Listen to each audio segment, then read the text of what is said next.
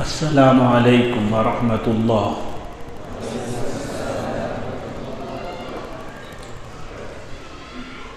بسم اللہ الرحمن الرحیم۔ الحمد للہ رب العالمین، والصلاة والسلام علی سید الانبیاء وخاتم النبیین وعلى آلہ واصحابہ اجمعین۔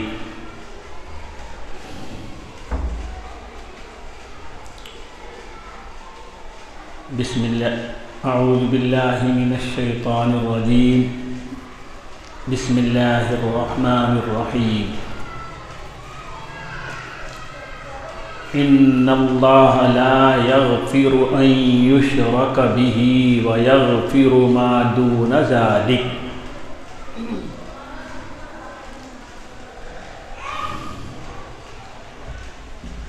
معزز مقرر معزز موقر اساتذہ کرام، عزیز طلبہ،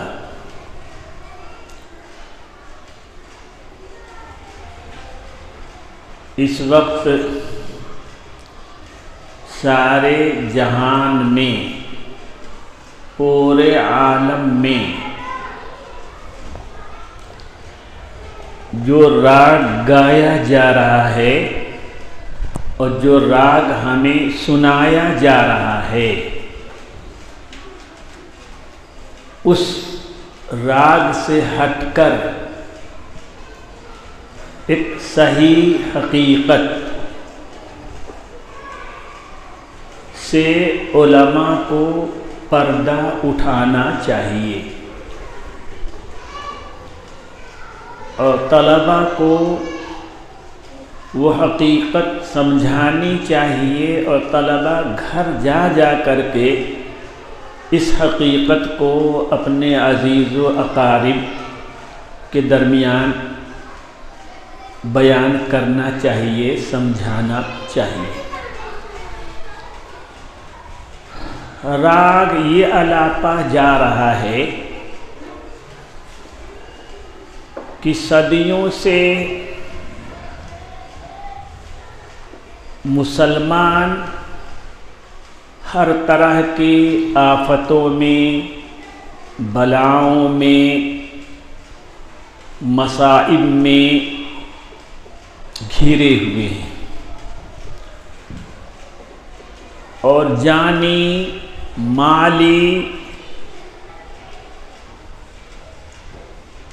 جسمانی، ذہنی، ہر طرح کی مشکلات میں گھرے ہوئے، اور کچھ میڈیا کی پلاننگ اور اپنوں کی سادہ لوحی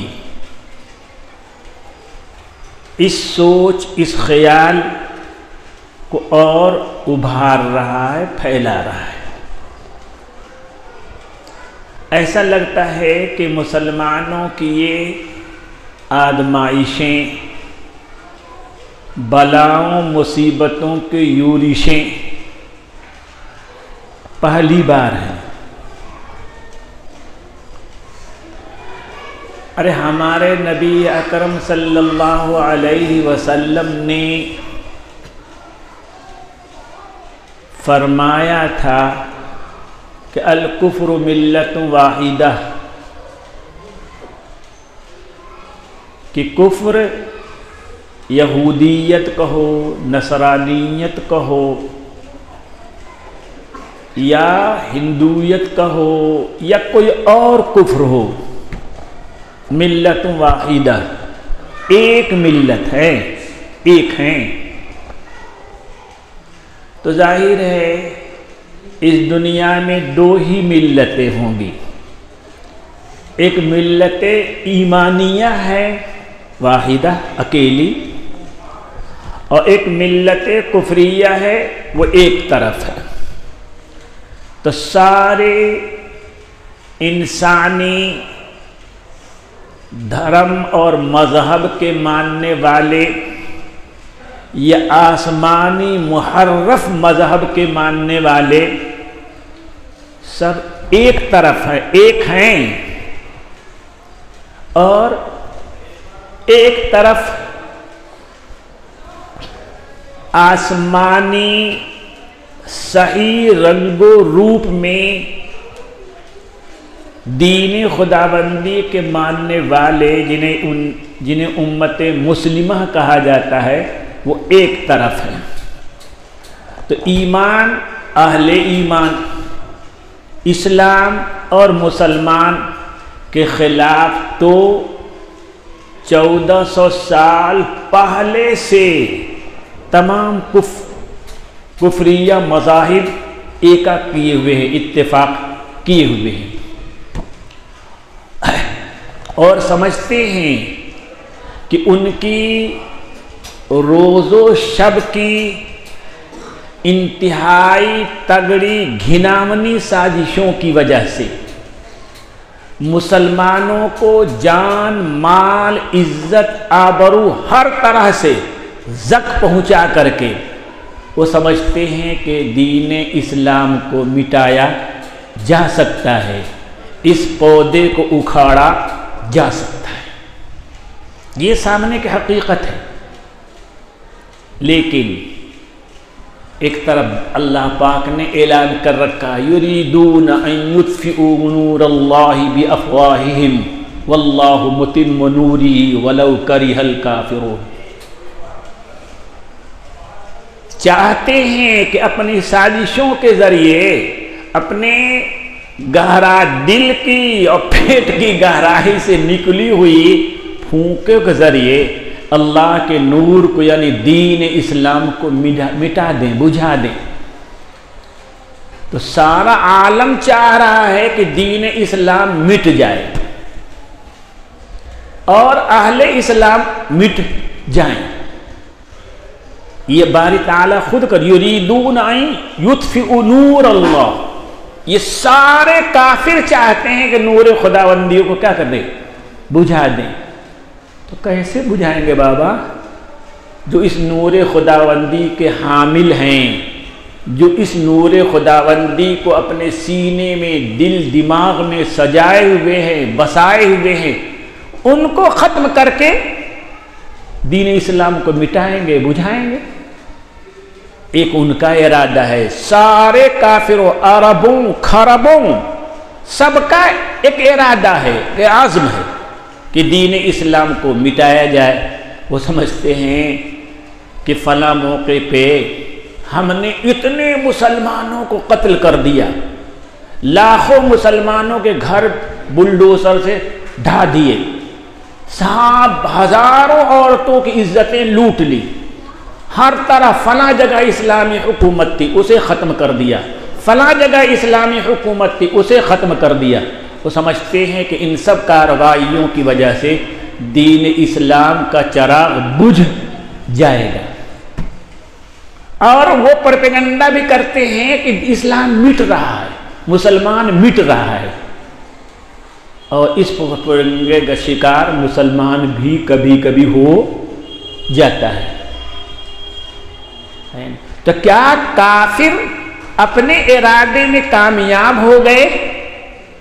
اور اللہ پاک نے جو ارادہ کیا تھا کہ نور چراغ اسلام کو، اس کی روشنی کو مکمل کر کے رہے گا، تو اللہ اپنے ارادے میں ناکام ہو گیا؟ سمجھ رہے ہو میری بات؟ کیا ایسا ہو سکتا ہے کہ اللہ پاک ایک چیز کا ارادہ کرے اور کافر اور سارا جہاں مل کر کے اس کے خلاف ارادہ کرے، چاہے، اور اللہ نے جو چاہا وہ نہیں ہوا، اور دنیا والوں نے جو چاہا وہ ہو گیا؟ ہو جائے گا کیا؟ واللہ متم نورہ، انہوں نے دین اسلام کے نور کو مکمل کرنے کا ارادہ کیا ہے، وہ مکمل ہو کے رہے گا۔ لیکن اس حقیقت کو وہ سمجھتے بیچارے نہیں ہے۔ سمجھو اس بات کو کہ مسلمانوں پہ مصائب، پریشانیاں دنیا میں کیوں آتی ہیں، ہم کو سمجھایا جاتا ہے، ہمارا واعظ شیریں بیان بھی ہم کو سمجھاتا ہے کہ مسلمانوں کے کرتوت کا نتیجہ ہے، مسلمانوں کے گناہوں کا نتیجہ ہے، اور نعوذ باللہ مسلمان گناہوں کی وجہ سے مغضوب ہو چکا ہے اللہ کا۔ اس مغضوبیت کی یہ سب نشانیاں ہیں، پہچان ہے، اس کی وجہ سے یہ چیزیں ہو رہی ہیں۔ اب میں ایک سوال کرتا ہوں اہل علم سے، آپ سے، سب سے، کہ کم سے کم انبیاء، حضرت خاتم النبیین صلی اللہ علیہ وسلم تو مغضوب نہیں نہ تھے؟ بتاؤ، ہرگز نہیں۔ ان کو بلائیں کیوں آئیں؟ ان کو مصیبتیں کیوں آئیں؟ ان کو پریشانیاں کیوں اٹھانی پڑیں اس دنیا میں؟ ہے نا، آپ صلی اللہ علیہ وسلم کی جتنی اولاد نرینہ تھی، 3 ہو 4 ہو علی الاختلاف، وہ سب نابالغی کے زمانے میں ان کا انتقال ہوا۔ اب بتاؤ، اولاد کا انتقال کر جانا کوئی مصیبت نہیں ہے کیا؟ یہ مصیبت ہے کہ نہیں؟ ایک، اور ساری کی ساری اولاد مر جائے، یہ ہے کہ مصیبت کی نہیں ہے؟ کون انکار کر دے گا؟ ایک اولاد مرتی ہے، آدمی لے کر زندگی بھر بیٹھ جاتا ہے اس کو۔ آپ صلی اللہ علیہ وسلم کی تھی 4 بیٹیاں، 4 بیٹیوں میں سے 3 بیٹیوں کا انتقال آپ کی زندگی میں ہوا، آپ کے سامنے۔ مصیبت ہے کہ نہیں ہے؟ ایک بیٹی فاطمہ زہرا رضی اللہ عنہا ہیں، جو آپ صلی اللہ علیہ وسلم کی زندگی میں باحیات رہیں، جنہیں چھوڑ کر اس دنیا سے آپ گئے۔ وہ بھی 6 مہینے کے اندر حضور کے انتقال کے وہ بھی انتقال کر گئے، ہے نا۔ کل 27-28 سال عمر ہے ان کی، پوری زندگی۔ آج تو 40 سال میں 50 سال میں مرتا آدمی، قریب جوانی میں چلا گیا، ہے نا۔ آپ صلی اللہ علیہ وسلم کی بیٹیوں میں سب سے زیادہ عمر اگر ان کی ہے، اور تو میں سن 2 ہجری میں 18 سال کی عمر میں ان کا نکاح ہوا، اور سن 10 ہجری میں آپ کا انتقال ہوا۔ کتنا ہوا؟ 8 سال کو 18 سے جوڑو گے تو 26 سال، کل 26-27 سال ان کی زندگی ہے نا۔ تو کیا نعوذ باللہ، اور غور کرو، آپ صلی اللہ علیہ وسلم کے سامنے آپ کے صحابہ کو شہید کیا گیا، گلیوں میں گھسیٹا گیا، تو یہ انہی کے لیے مصیبت ہے کہ جن کا نام لے کر وہ مر رہے تھے، ان کے لیے بھی مصیبت ہے نا ان کے لیے۔ حضور نے فرمایا، اوذیت فی اللہ، مجھے اللہ کے راہ میں اتنی ایذا دی گئی ہے، اتنی ایذا دی گئی، ما لم یؤذ احد، جتنی ایذا کسی کو نہیں دی گئی۔ آپ صلی اللہ علیہ وسلم نے فرمایا، الانبیاء اشد بلاء فامثلهم ثم امثلهم، انبیاء کو سخت کٹھن حالات سے گزرنا پڑتا ہے، سب سے زیادہ مصیبتیں، بلائیں، آزمائشیں انبیاء پہ آتی ہیں، پھر انبیاء سے جتنے اقرب ہوتے چلے جاتے ہیں، جتنے ان کے قریب ہوتے جاتے ہیں، اتنی مصیبتیں بڑھتی جاتی ہیں۔ نزدیکاراں بیش بود حیرانی، ہے نا۔ جو اللہ سے جتنا زیادہ مقرب ہوگا، اتنا ہی زیادہ اس دنیا میں اسے آزمایا جائے گا، پرکھا جائے گا۔ حقیقت جانو کیا اس کی؟ اللہ پاک نے کیوں ایسا ہے کہ جو نیک ہوتے ہیں، اچھے ہوتے ہیں، انہی پہ بلائیں زیادہ آتی ہیں۔ ایک صحابی نے نبی صلی اللہ علیہ وسلم سے عرض کیا، یا رسول اللہ انا احبک، میں آپ سے محبت کرتا ہوں. کیا کہا؟ انا احبک، میں آپ سے محبت کرتا ہوں. اب بتاؤ، جب کوئی شخص اللہ کے رسول سے محبت کرتا ہے تو اس کو تو دنیا کے اعتبار سے ہونا چاہیے، خوب نوازا جانا چاہیے، مال و دولت کی فراوانی اس کے پاس ہونی چاہیے. بھئی اللہ کے رسول کا، اللہ کے محبوب کا کوئی محبوب بنانے والا ہے. لیکن جالو حضور نے فرمایا تو آپ نے فرمایا کہ تب فقر و فاقہ کے لیے تیار رہو. کیا فرمایا؟ انہوں نے کہا میں آپ سے محبت کرتا ہوں، تو آپ نے فرمایا کہ پھر فاقہ کے لیے کیا کرو؟ تیار رہو. ہے نا، جو مجھ سے محبت کرتا ہے فاقہ تیزی کے ساتھ اس کی طرف بڑھتا ہے نا. وجہ دو ہے، غور کرو، سنو. ایک سمجھو کہ اللہ پاک نے دو عالم بنایا ہے. ایک عالم یہ دنیا ہے جس سے ہم دیکھتے ہیں، جس کی آوازوں کو ہم سنتے ہیں، کھاتے ہیں، پیتے ہیں، برتتے ہیں، جیتے ہیں، اٹھتے ہیں، مرتے ہیں، سوتے ہیں، جاگتے ہیں. یہ دنیا ہمارے کیا ہے؟ نظروں کے سامنے ہے نا. کسی کو سمجھانے بجھانے کی کوئی ضرورت نہیں ہے کہ یہ دنیا ہے، اس میں ہم جیتے ہیں، مرتے ہیں، کھاتے ہیں، پیتے ہیں، سوتے ہیں، جاگتے ہیں، اٹھتے ہیں، چلتے ہیں، پھرتے ہیں، سب اس کو جان رہا ہے. کسی کو سمجھانے بجھانے کی ضرورت کرو نہیں ہے. کیوں؟ اس لیے کہ اس دنیا کو سمجھنے کے لیے، اس دنیا کو سمجھنے کے لیے اللہ پاک نے ہمیں عقل دی ہے. اسی دنیا کو برتنے کے لیے اللہ نے ہمیں ہاتھ دیا، آنکھ دیا، ناک دیا، کان دیا. سر سے لے کر پیر تک جتنے عضو ہیں سب کو اللہ پاک نے اسی لیے دیا کہ اس کے ذریعے ہم اس دنیا کو برتیں. ہے نا. ہم اس کو روز دیکھتے ہیں، اٹھتے بیٹھتے سوتے جاگتے، ہر دم یہ ہمارے آنکھوں کے سامنے، کمر العین، نظروں کے سامنے. اس دنیا پہ حقیقت ایمان لانے کے لیے، اس کا یقین کرنے کے لیے کسی ناصح کی ضرورت نہیں ہے، کسی واعظ کی ضرورت نہیں ہے. ایک کافر بھی مانتا ہے، مسلمان بھی مانتا ہے. ایک دنیا یہ ہے. اس دنیا میں غور کرو گے تو اس کی ساری چیزیں ایسی ہیں کہ کچھ دن تک فائدہ اٹھایا جائے پھر ختم ہو جائے. کل ہذہ متاع الدنیا وما ہذہ الا متاع الحیاۃ الدنیا. یہ پوری کی پوری اس کائنات میں جتنی چیزیں ہیں اس دنیاوی زندگی میں چند دن کا فائدہ اٹھانے کی ہے نا. یہ سر سے لے کر پیر تک جن آنکھ، پیر، ہاتھ، ناک سے ہم فائدہ اٹھاتے ہیں، متاع الدنیا، چند دن دنیا میں رہ کر اس سے کیا کریں گے؟ فائدہ اٹھائیں گے. پھر موت آئے گی، یہ سارا جھمیلا ختم، یہ سارا بازار بند.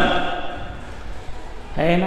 یہاں کی پریشانیاں وہ بھی امٹ نہیں ہیں، ختم ہونے والی ہیں.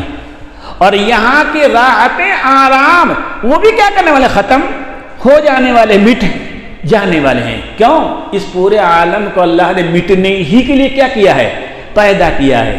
اس کے جواہر ہوں وہ بھی مٹیں گے، اس کے آراز ہیں وہ بھی کیا ہے؟ مٹیں گے.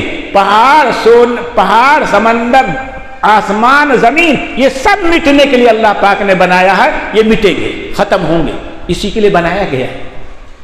ایک عالم یہ ہے، اور ایک عالم جس کی آوازوں کو ہم سن نہیں سکتے، جس کی چیزوں کو ہم دیکھ نہیں سکتے، جہاں ہماری عقل کی بھی پہنچ نہیں ہے نا. ایک عالم وہ بھی ہے، ایک عالم وہ بھی ہے. اسے ہم اپنی آنکھوں سے دیکھ کو نہیں سکتے، اس کے نغموں کو ہم اپنے کان سے سن نہیں سکتے، وہاں کی چیخیں بھی ہمیں سنائی نہیں دیں گی. کیوں؟ اس لیے کہ جو کچھ اللہ پاک نے ہمیں دے رکھا ہے وہ دنیا کے لیے دے رکھا ہے، دنیا کے لیے۔ ہم ان آنکھوں کے ذریعے، کانوں کے ذریعے، عقل کے ذریعے سے اس دنیا کے اندر کی چیزیں جان سکتے ہیں، سمجھ سکتے ہیں، اسی کے لیے اللہ پاک نے اسے دیا ہے، اسی کے لیے اللہ پاک نے اسے دیا، اور جس نے بنایا اسی کی ملکیت ہے۔ وہ آنکھ کو جتنا دیکھنے کے لیے کہے گا اتنا ہی دیکھے گی۔ آنکھ ہماری ہے لیکن ہمارے کہنے پہ چلتی نہیں ہے۔ کان ہمارا ہے، ہمیں دیا گیا ہے، ہم سمجھتے ہیں کہ ہمارا ہے، لیکن وہ کرتا وہ ہے جو وہ چاہتے ہیں، جس نے بنایا ہے۔ آپ پانی کے اندر 1 انچ پانی کے نیچے کر دو آنکھ کو، کچھ دکھائی دے گا؟ اللہ بولو نا، اگر تم پانی میں اپنا سر ڈبا لو تو کچھ دکھائی دے گا پانی میں؟ نہیں دکھائی دے گا نا۔ کان کو پانی کے اندر ڈال لو، ڈبکی لگا لو، تو جب تک ڈبکی لگائے رہے ہو کچھ سنائی دے گا کیا؟ کیوں؟ اس وقت بھی ہمارا جی چاہتا ہے کہ ہم دیکھیں کہ پانی میں کیا کیا ہے، نہیں دیکھ پاتے۔ جی چاہتا ہے ہم اپنے کان کو 1000 آلے دیں کہ بھائی پانی کے نیچے جو آوازیں وہ سنتا کیوں نہیں، تو سن، تو میرے اختیار میں نہیں سنے گا وہ، کہ جس نے بنایا ہو سننے کو اس نے حکم ہی نہیں دیا اسے، جس نے بنایا ہو اس نے آنکھ کو دیکھنے کا، پانی کے نیچے دیکھنے کا آرڈر ہی نہیں دیا ہے، تو پھر بیوقوف انسان کیوں سمجھ لیتا ہے کہ ہزاروں اور سینکڑوں من مٹی کے نیچے جو مردہ ہے اس کی خوشی کے نغمے اور اس کے غم اور دکھ کی چیخیں ہم اوپر رہ کر سن لیں گے، دیکھ لیں گے؟ ارے تو ہاں تو مائک فٹ کر دے تب بھی نہیں دکھائی دے گا، نہ بھی سنائی دے گا، اس لیے کہ تیری آنکھ عالم برزخ کو دیکھنے کے لیے بنائی نہیں گئی، اس کے لیے الگ آنکھ دی جائے گی، الگ عقل دی جائے گی، الگ کان دیے جائیں گے۔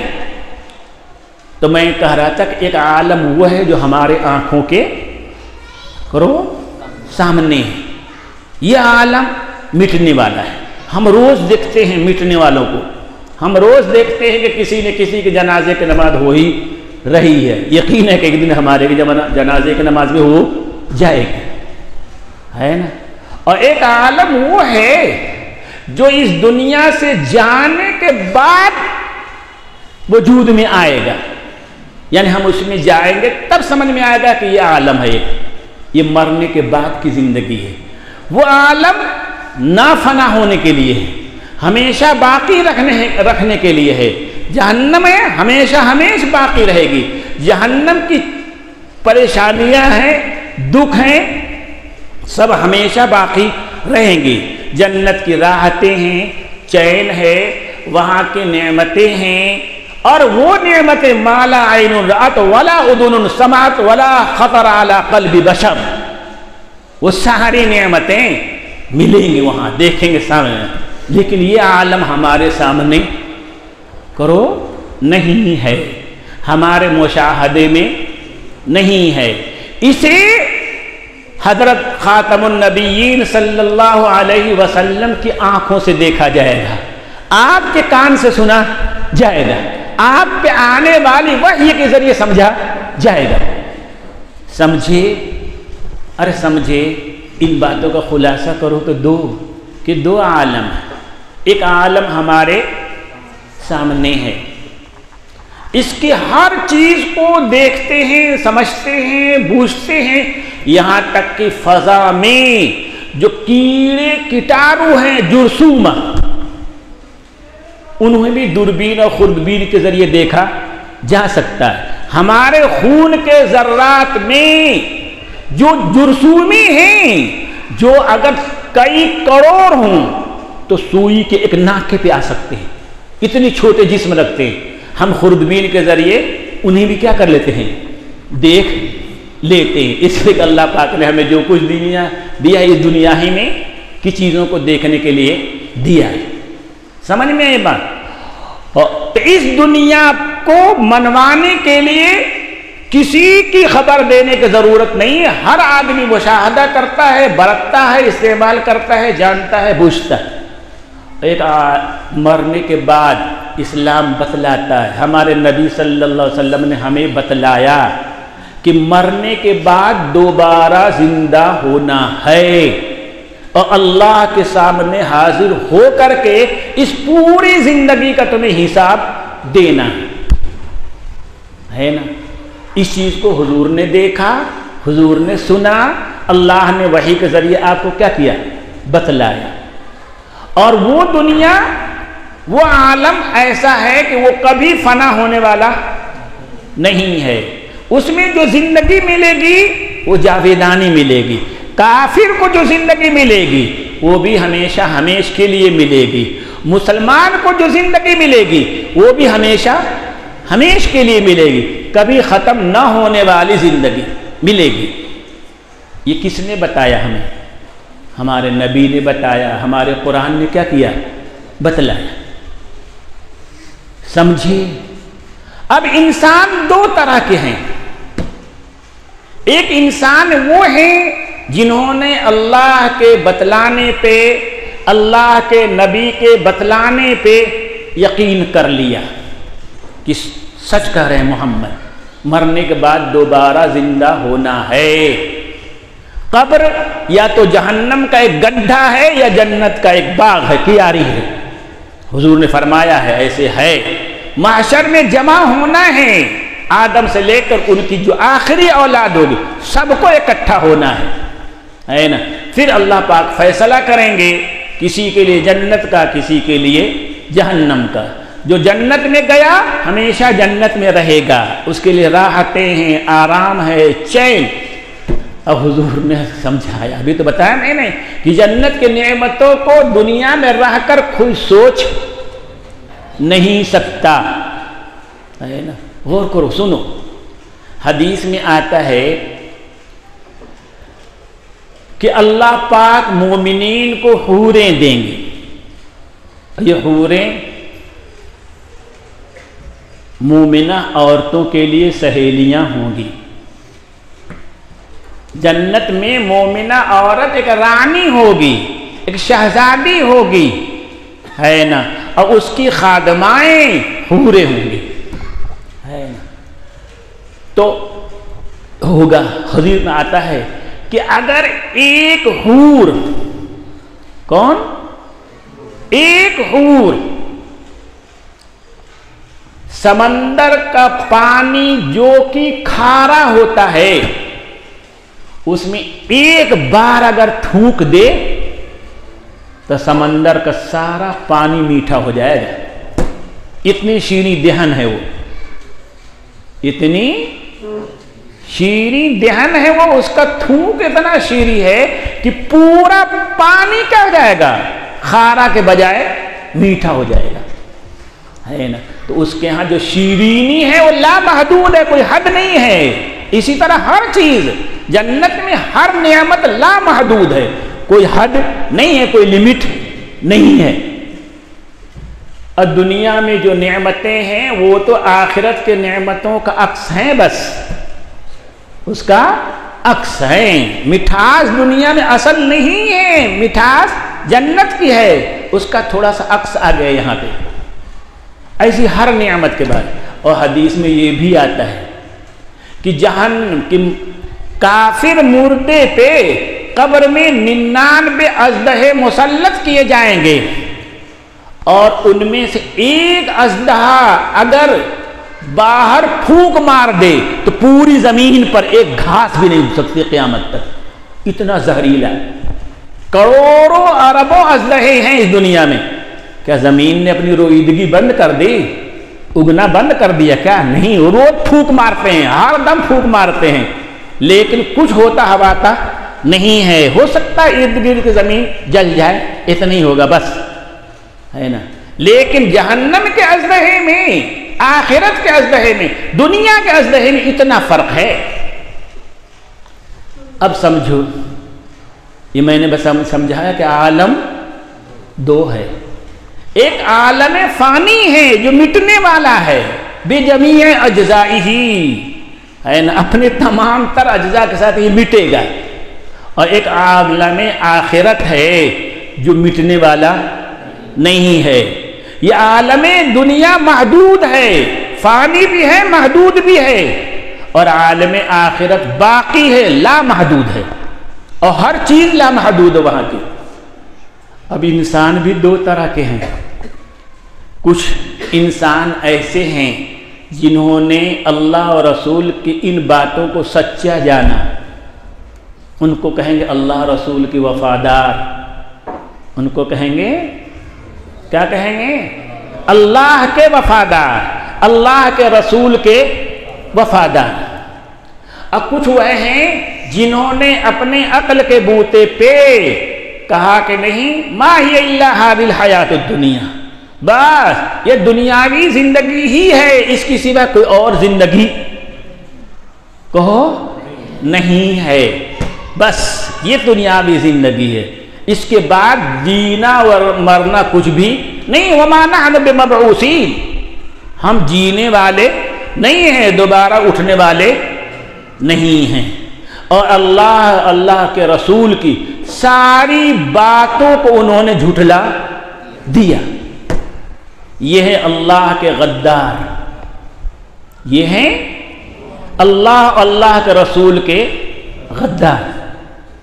تو جو ایمان والے ہیں وہ اللہ کے رسول کے وفادار ہیں، ہے نا. اور جو اللہ کے رسول کی باتوں کو جھٹلانے والے ہیں وہ اللہ رسول کے غدار ہیں. اب آپ کی بات آگے کی سنو سمجھو، ہے نا، کہ وفاداروں سے اگر کبھی غلطیاں بھی ہو جاتی ہیں تو مالک انہیں معاف کر دیتا ہے، یا چھوٹی موٹی سزا دے کر کے اس کی غلطی کو درگزر کر دیتا ہے. کہو وفاداروں سے اگر وفاداری ہے، ان کے اندر ایمان ہے، تصدیق ہے، یہی وفاداری ہے، یہ چیز اگر ان سے ہے، اور اگر کبھی کبھی ان سے جانے میں یا انجانے میں کوئی غلطی ہو جائے تو ان کی وفاداری پہ حرف نہیں آتا، تب بھی کیا رہتے ہیں وہ وفادار ہیں. اس لیے کہ وفادار بنے ہیں تصدیق کی وجہ سے، ایمان کی وجہ سے. جب تک ان کے دل میں ایمان ہے وفادار ہیں وہ. ان سے اگر کوئی غلطی ہو بھی جائے گی تو مالک اولاً تو انہیں معاف کر دے گا، ہے نا، ایک. اور اگر ضرورت ہوگی تو کوئی ہلکی پھلکی سزا کیا کرے گا؟ دے گا، ہے نا. پھر ان کی اپنے وفاداری میں، اپنے غلامی میں ان کو باقی رکھے گا. اللہ اکبر. اور جو غدار ہیں، قوم کے غدار ہیں، کسی ملک کے غدار ہیں، وہ کتنوں ہی اچھا کام کریں وہ ملک کے لیے نہیں کر رہے ہیں، ملک کے دشمنوں کے لیے کر رہے ہیں. بادشاہ وقت کے لیے نہیں کر رہے، اس کے دشمنوں کے لیے کر رہے ہیں. وہ لاکھ ظاہر کرے کہ ہم بادشاہ وقت کے لیے کر رہے ہیں، ہم ہندوستان کے وفادار ہیں، لاکھ ظاہر کرے، نہیں تو باغی ہے، تو ملک کا باغی ہے، حکومت کا باغی ہے. اللہ کیا ہے؟ حکومت کا باغی ہے، ملک کا باغی ہے، سارے قوم کا باغی ہے. تیرے کسی کام میں اگر یہ دکھائی بھی دے کہ اس میں ملک کا فائدہ ہے، حکومت کا فائدہ ہے، تو نظر کا دھوکہ ہوگا، تو غدار ہے. تو جو بھی بنائے گا مسجد زرار بنائے گا، مسجد صلاح و تقوی نہیں بنائے گا، تو غدار ہے. یہ فرق ہے کہ مومن مسلمان اللہ کے وفادار ہیں، اور جو غیر مومن ہیں، کافر ہیں، وہ اللہ کے رسول کے غدار ہیں.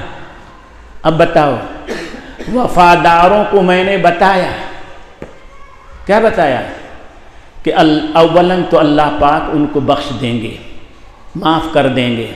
کوئی غلطی اگر ہوگی تو سزا بھی دیں گے، تو ہلکی پھلکی سزا دیں گے، ہے نا. اور جو غدار ہیں ان کے لیے کبھی بھی معافی نہیں ہے. جب تک غدار ہیں معافی نہیں ہے. غدار رہتے ہوئے ان کو جو سزائیں دی جائیں گی ان کی غداری کو ختم کرنے کے لیے وہ سخت ترین سزائیں دی جائیں گی. سمجھ میں آیا؟ یہ اتنی بات سمجھ میں آئی؟ آگے ہم نتیجہ نکالو.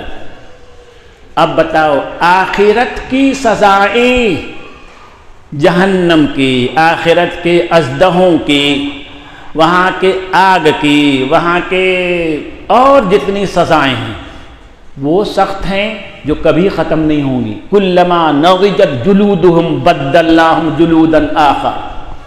ہے نا, آگ سے جلنے کی وجہ سے اگر کھالیں پکیں گی فوراً نئی کھال چڑھا دی جائے گی تاکہ تکلیف میں کوئی کمی نہ ہو. ہے نا, وہ وہاں کی سزائیں فانی نہیں ہیں, مٹنے والی نہیں ہے, ختم ہونے والی نہیں ہے, ہر دم تازہ رہیں گی, وہ ہر دم تازہ رہیں گی. ہے نا, یہ آخرت کی سزائیں اللہ پاک نے ان کفار کے لیے رکھی ہے.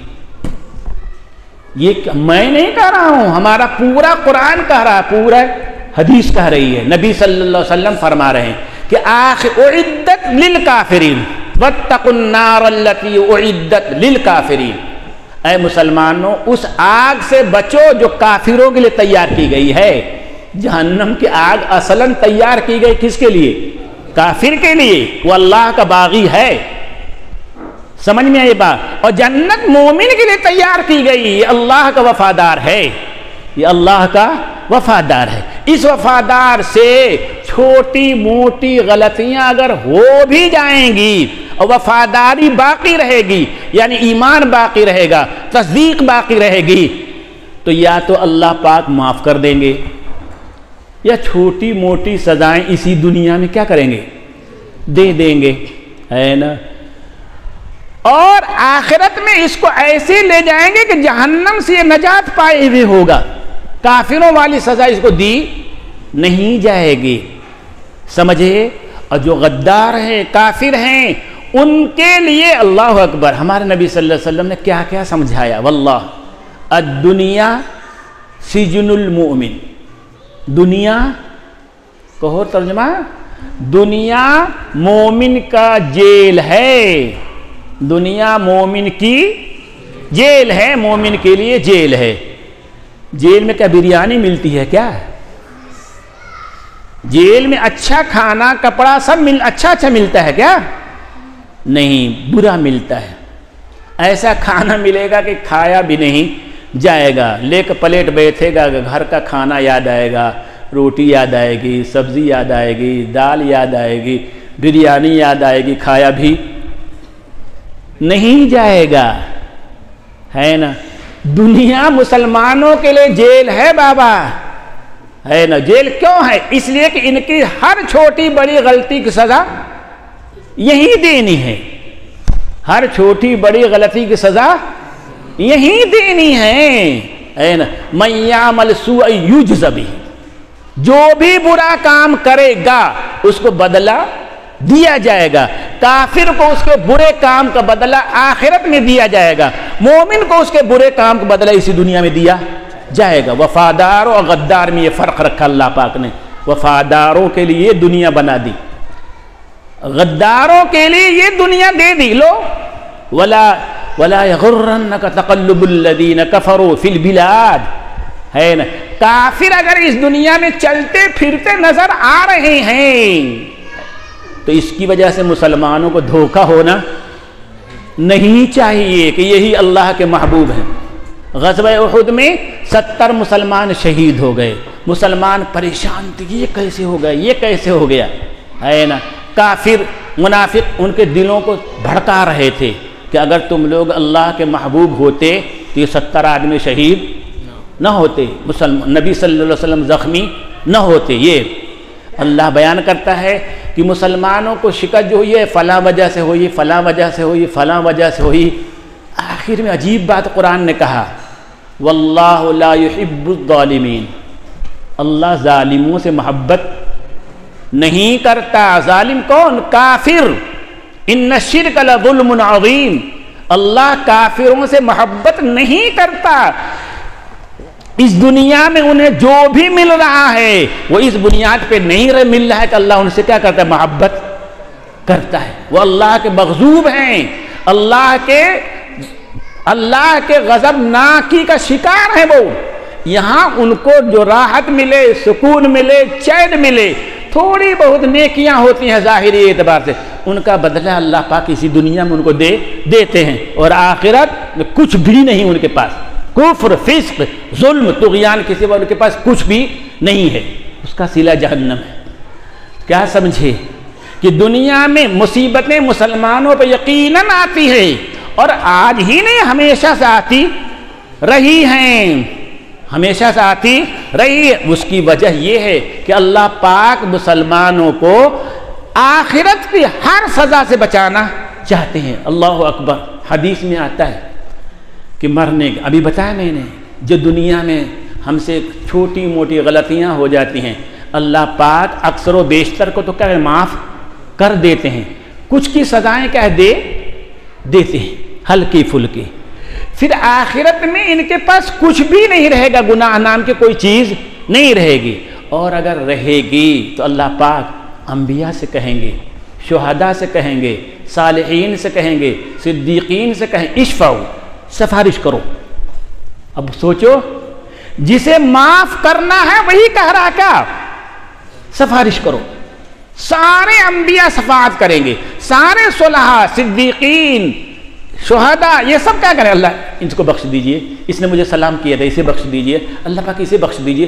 سارے ایک ایک مومن کے لیے کیا کریں گے؟ وہ شفاعت کریں گے۔ اللہ پاک آخرت کی سزا سے مسلمانوں کیا بچانا چاہ رہے، تب نہ انبیاء کی، اولیاء کی، صلحاء کی، صدیقین اور شہداء کو حکم دے رکھا ہے کہ جن جن کو تم جانتے ہو سب کے لیے کیا کرو؟ شفاعت کرو۔ سارے کون ہوگا؟ جس کا کسی اللہ کے نیک بندے کے ساتھ تعلق نہیں ہوگا، آخرت میں یہ تعلق کام آئے گا، وہ شفاعت کریں گے۔ سمجھ میں؟ اور اس کے باوجود جو ایسے مسلمان رہیں گے جنہوں نے کوئی نیکی کا کام نہیں کیا، جن کے کسی بھی نیکی کو کوئی بھی نہیں جانتا، انبیاء بھی نہیں جانتے، ایمان تھا، دل میں تھا، دل کی چیز کو کوئی جان نہیں سکتا، نبی بھی نہیں جان سکتا، فرشتہ بھی جان نہیں سکتا، ہے نا؟ اتنا مخفی ایمان ہوگا کہ صرف سینے میں ہوگا، دل میں ہوگا، کبھی ظاہر نہیں ہوا، اس کے مومن ہونے کو یہ بھی نہیں جان سکا، وہ بھی نہیں جان سکا، کوئی بھی نہیں جان سکا۔ اللہ حدیث میں آتا ہے، اللہ اکبر،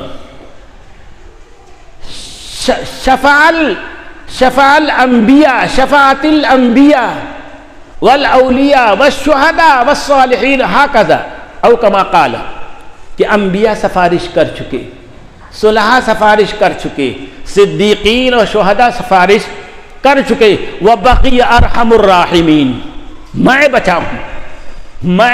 حدیث میں آتا ہے کہ جس کے دل میں ذرہ برابر ایمان ہوگا، اللہ پاک جہنم میں اپنا ہاتھ ڈالیں گے اور ہر ایک کو نکال لیں گے۔